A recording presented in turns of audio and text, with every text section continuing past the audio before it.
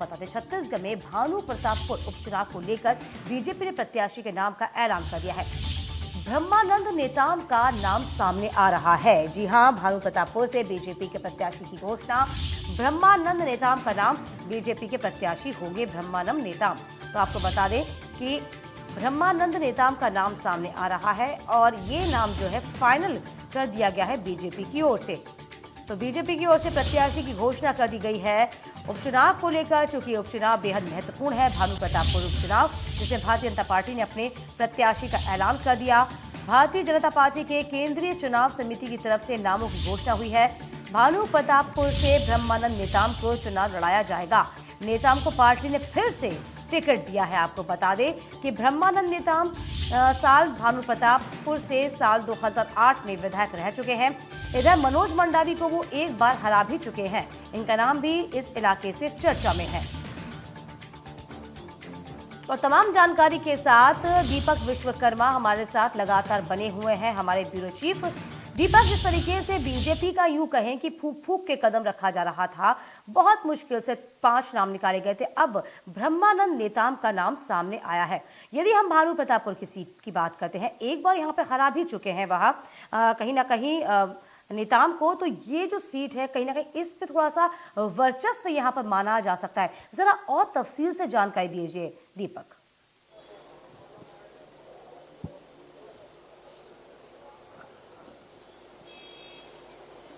दीपक, आप तक आवाज पहुंच पा रही है?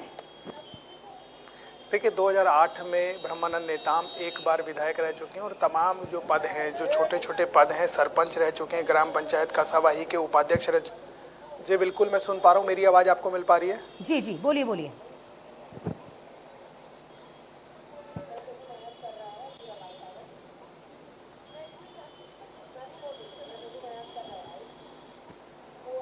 देखिए, 2008 में विधायक रह चुके हैं और उसके साथ साथ अगर बात की जाए 2009 में सदस्य रहे हैं सरकारी उपक्रमों के। उसके साथ साथ बात की जाए तो सदस्य रहे याचिका समिति के। 2011 में सदस्य रहे सरकारी उपक्रमों संबंधी के। सबसे महत्वपूर्ण बात यह है कि लगातार जिन चीज़ों पर कयास लगाए जा रहे थे, तमाम लोगों के नाम 16 के आसपास भारतीय जनता पार्टी के पास नाम आए थे, जिसमें 5 नामों का चुनाव हुआ था। 5 में से एक नाम ऊपर दिल्ली से मोहर लगा दी गई है, जो उसका नाम है ब्रह्मानंद नेताम।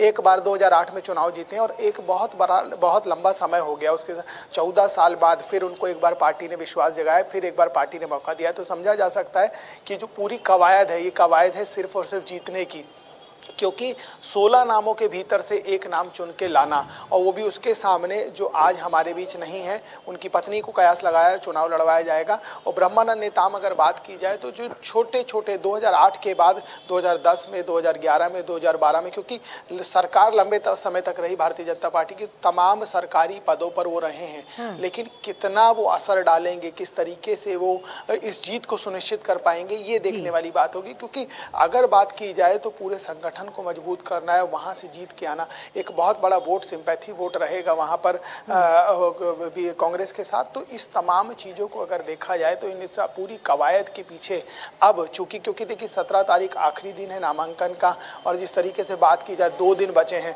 कांग्रेस भी जल्द अपने नाम की घोषणा कर देगी। तो इस बीच अब ब्रह्मानंद नेताम का अगर नाम फाइनल किया गया तो आप समझिए कि सिर्फ और सिर्फ 20 दिन के आसपास का समय बाकी है। 5 दिसंबर को वोटिंग होनी है, ज्यादा दिन नहीं बचे। आज हम 15 तारीख में खड़े, 20 दिन का समय बाकी है। इस 20 दिन में कौन क्या कमाल कर पाता है, ये देखने वाली बात होगी। क्योंकि जो पूरी कवायद है ये नाम के इर्द गिर्द हो रही थी कि किसका नाम फाइनल होगा। दोनों पार्टियों से अगर बात की जाए तो 2 दर्जन के आसपास नाम निकल के आए थे। 2 दर्जन नामों में एक नाम का चुनाव करना, ये अपने आप में बड़ी बात है। एक नाम भारतीय जनता पार्टी ने ब्रह्मानंद नेताम के रूप में चुन लिया है।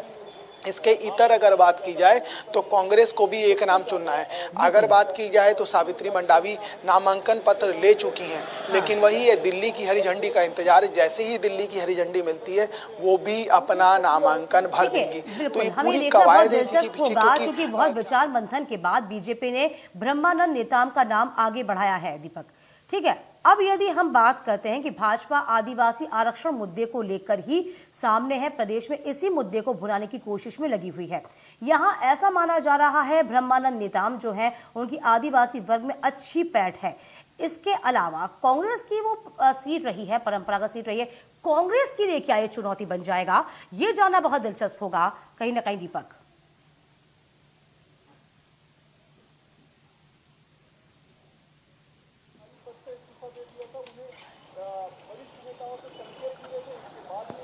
जी बिल्कुल, देखिए जिस तरीके का चुनाव है, जिस तरह की रणनीति है, इन सारी चीज़ों पर अगर नज़र डाली जाए तो कहीं न कहीं जो आदिवासी आरक्षण है ये चुनौती तो ज़रूर देगा, क्योंकि जिस तरीके से पूरी कवायद चल रही है और जिस तरीके से विरोध हो रहा है, जिस तरीके से प्रदर्शन हो रहा है, लगातार दोनों पार्टियों की घेराबंदी हो रही है अपनी-अपनी तरफ से।